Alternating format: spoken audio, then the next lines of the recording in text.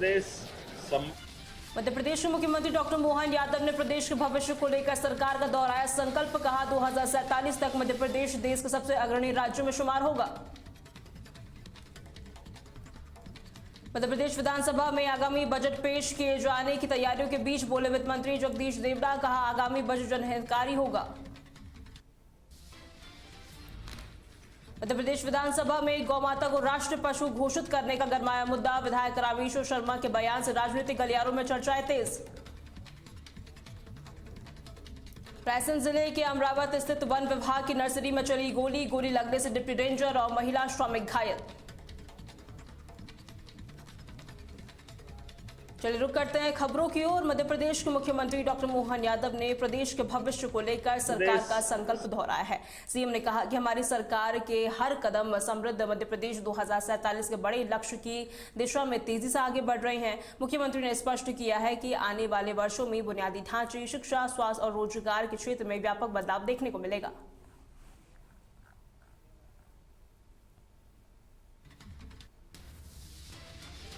मध्य प्रदेश विधानसभा में आगामी बजट पेश किए जाने की तैयारियों के बीच उप मुख्यमंत्री और वित्त मंत्री जगदीश देवड़ा ने भोपाल में एक महत्वपूर्ण प्रेस वार्ता आयोजित की। इस दौरान उन्होंने बजट की रूपरेखा और प्रदेश के विकास को लेकर सरकार की प्राथमिकताओं पर मीडिया से चर्चा की। उप मुख्यमंत्री ने संकेत दिया कि आगामी बजट जनहितकारी होगा, जिसमें समाज के हर वर्ग का ध्यान रखा जाएगा।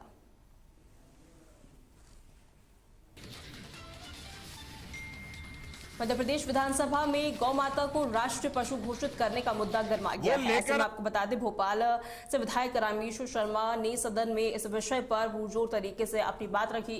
उन्होंने गौ संरक्षण और संवर्धन की आवश्यकता पर बल देते हुए केंद्र और राज्य सरकार से इस दिशा में ठोस कदम उठाने की अपील की है। इस बात के लिए हम उनको धन्यवाद देते हैं, लेकिन उनसे प्रार्थना करते हैं कि जरा मुसलमानों को मस्जिद में जाकर एक संकल्प प्रस्ताव वहां भी पास करा लो, तो गाय अपने आप राष्ट्रीय पशु घोषित हो जाएगी। गौ माता, आखिर गौ माता को काटने वाला कसाई कौन है? आप हमारे भतीजे हो यार, आप थोड़ा सा सीख लो। बस जाकर ताजो जो मस्जिद में नमाज हो, उस दिन अल्लाह की कसम खाकर सारे मुसलमान तय कर दे कि किसी भी कीमत पर गाय नहीं कटने दी जाएगी। कोई माई का लाल गाय को से हाथ नहीं लगा सकता। बस प्रार्थना ये है कि आरिफ अतीफ साहब क्या, हाँ, वो थोड़ी सी जरा, ये केवल विधानसभा में पब्लिसिटी के लिए नहीं, मेरे भतीजे थोड़ी सी। खबर रायसेन से है, जहां जिले के अमरावत स्थित वन विभाग की नर्सरी मंगलवार दोपहर गोलियों से दहल गई। यहां प्रतिशोध की आग में जल रहे कपूर्व मजदूर ने डिप्टी रेंजर और एक महिला श्रमिक पर सरेराह जानलेवा हमला कर दिया। इस हमले में एक गोली डिप्टी रेंजर के पीठ में लगी और दूसरी महिला मजदूर के शरीर के पार हो गई। वारदात के बाद आरोपी जंगल की ओर भाग गए और वहां फांसी लगाकर आत्महत्या भी कर ली। फिलहाल दोनों घायलों का इलाज चल रहा है। क्या है, ये 3-4 साल पहले तक मेरे यहाँ काम किया है उसने, लेकिन वो खुरापात करता था।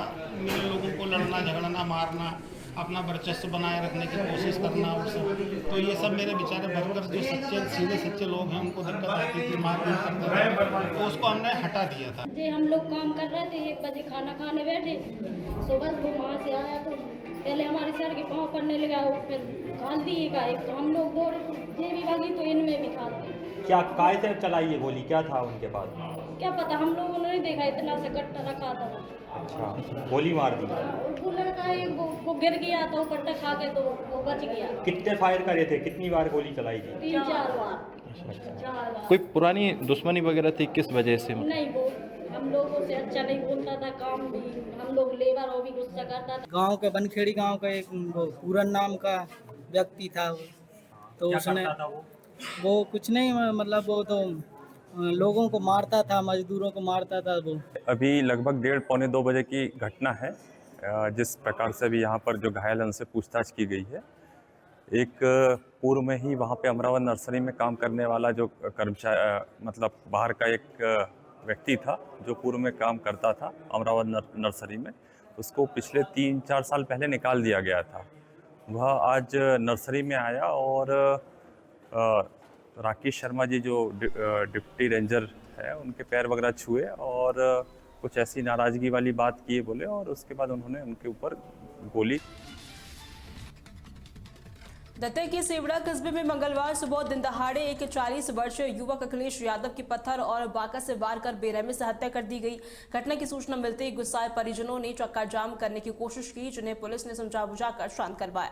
पुलिस को घटनास्थल से एक कट्टा भी बरामद हुआ है। हालांकि मौत की मुख्य वजह अभी तक सामने नहीं आ पाई है। पुलिस ने शव को कब्जे में लेकर पोस्टमार्टम के लिए भेज दिया है। कॉलोनी में वहाँ एक व्यक्ति जिसकी उम्र लगभग 40-42 साल है, उसकी हत्या कर दी गई है। और जो प्रारंभिक तौर नज़र आ रही है जैसे पत्थर या बका, इनके द्वारा उसकी हत्या की गई है और प्रकरण कायम किया जा रहा है, जिसमें अभी परिजनों द्वारा एक व्यक्ति तथा 2 अज्ञात व्यक्तियों पर संदेह व्यक्त किया जा रहा है। उसमें जो भी साक्ष्य आएंगे, जिनका इन्वॉल्वमेंट होगा, उनके विरुद्ध कड़ी कानूनी कार्रवाई की जाएगी और जिन लोगों ने भी घटना का अंजाम दिया उन्हें शीघ्र ही गिरफ्तार करके माननीय न्यायालय पेश किया। सर कट्टा भी मिला हुआ है एक। हाँ, वहाँ पे एक कट्टा भी मिला हुआ है, लेकिन बॉडी में अभी इसमें कोई गोली आदि के ऐसे निशान प्रत्यक्षता नज़र नहीं आ रहे हैं। पीएम आदि के बाद पता चल पाएगा कि उसमें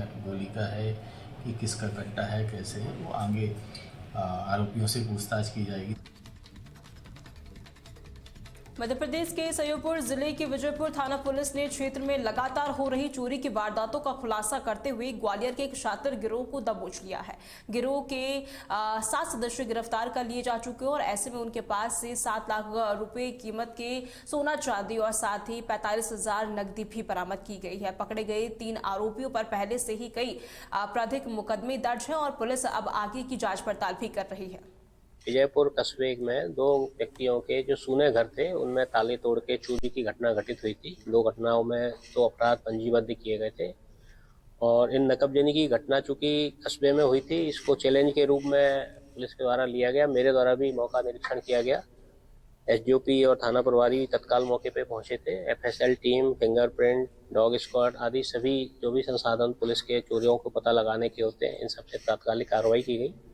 फिर वहाँ के लोगों से बारीकी से पूछताछ की गई और जो आसपास जो सीसीटीवी कैमरे लगे हुए हैं, उनके माध्यम से भी पता किया गया और जो पुराना जो क्रिमिनल रिकॉर्ड रहता है इस तरह के अपराधों में इन्वॉल्व जो व्यक्ति रहते हैं, उनको भी खंगाला गया। आसपास के ग्वालियर तक के जो है वहाँ से अपराध लिए गए और जो हमको उसमें इनपुट मिला, उनको कड़ी से कड़ी जोड़ के अल्टीमेटली हम अपराधियों तक पहुंचे। विजयपुर के टीआई और एसडीओपी और सभी लोगों ने काफ़ी मेहनत से काम किया।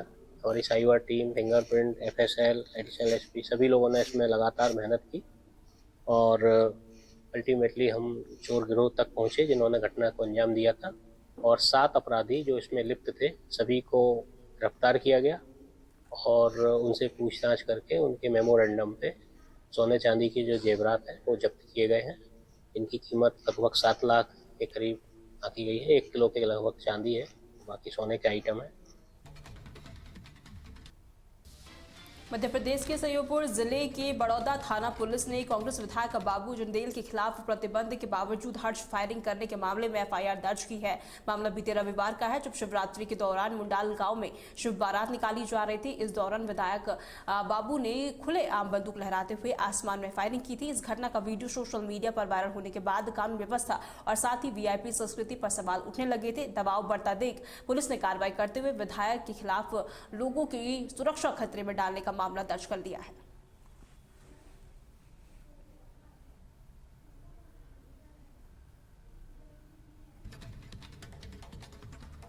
गरियाबंद जिले के नक्सल प्रभावित बिहड़ों में अब बंदूक की गूंज की जगह सेवा और विश्वास की नई इबारत लिखी जा रही है। जिला पुलिस और सुरक्षा बलों के प्रयासों से जिले में नक्सलियों का लगभग सफाया हो चुका है। इसी कड़ी में थाना इदा गांव में सीआरपीएफ की 211वीं बटालियन द्वारा सिविक एक्शन प्रोग्राम के तहत एक विशाल जन कल्याण शिविर का आयोजन किया गया। द्वितीय कमांडेंट ने ये जानकारी दी। उनकी मौजूदगी में आयोजित इस शिविर में 600 से अधिक ग्रामीण शामिल हुए। हमने 150 प्लस लोगों को देखा है और बच्चे अलग से जिनके हमने रूटीन चेकअप किया था और ज़्यादातर एनीमिया देखने को मिला है। आज इंडा गांव में अल्फा 211 सीआरपीएफ के एक सिविक एक्शन प्रोग्राम किया गया था। आसपास के जितने गांव हैं उसमें से जो नुमाइंदे आए थे उनके दैनंदिन जो दिनचर्या का जो सामान है उसको वितरित किया गया। मेडिकल कैंप का आयोजन किया गया। आसपास में जितना गाँव है उसमें नक्सली का भय धीरे धीरे छट रहा है और ये पुलिस तथा प्रशासन और सीआरपी के साथ जुड़ रहे हैं। यहाँ जितने आसपास में सीसी मेंबर्स थे वो तकरीबन ख़त्म हुए और जो गांव वाले हैं उनका कॉन्फिडेंस काफ़ी जुड़ा हुआ है। ये जो सिविक एक्शन वहीं गौहरगंज पुलिस ने नेशनल हाईवे पर खड़े भारी वाहनों से डीजल चोरी करने वाले शातिर गिरोह का भंडाफोड़ किया है।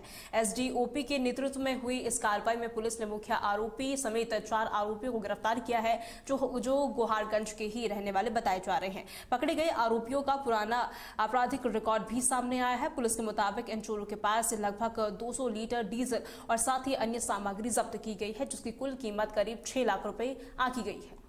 पुलिस की तत्परता से गश्त के दौरान पुलिस ने एक डीजल चोर गैंग पकड़ा है और इस डीजल चोर गैंग से हम लोगों ने लगभग 200 लीटर जो है वो डीजल जब्त किया है। ये किस टेक्निक से चोरी करते थे उनसे पूछताछ की गई है और चोरी में प्रयुक्त बोलेरो कार भी हमारे द्वारा जब्त की गई है। इसमें लगभग 6,20,000 का मशरूका जब्त किया है। इसमें 4 आरोपियों को गिरफ्तार किया गया है। उनके नाम क्रमशः परवेज, जुनेद, अख्तर और नफीस है। आरोपियों को अभिरक्षा में लिया गया है और न्यायिक अभिरक्षा में भेजा जाएगा। ये कहाँ से चोरी करते थे? गोहरगंज हाईवे से। तो बड़ी वाहनों को ये निशाना बनाते थे अथवा ये? हाँ, अमूमन ये बड़े वाहनों को जो है उनको निशाना बनाते थे। मैडम पहले भी कई बार ऐसी सूचना आई है कि बैटरियां भी गाड़ियों की चोरी हो रही थी, क्या इनके तार इससे जुड़े? बैटरी चोरी पूछताछ की जा रही है, अगर इसमें मिलेगा तो उस पर भी अग्रिम कार्रवाई की जाएगी। इनके पहले भी कोई मामले दर्ज हैं? हाँ, इनके आपराधिक रिकॉर्ड हैं पूर्व के जो आपको उपलब्ध कराए जाएंगे।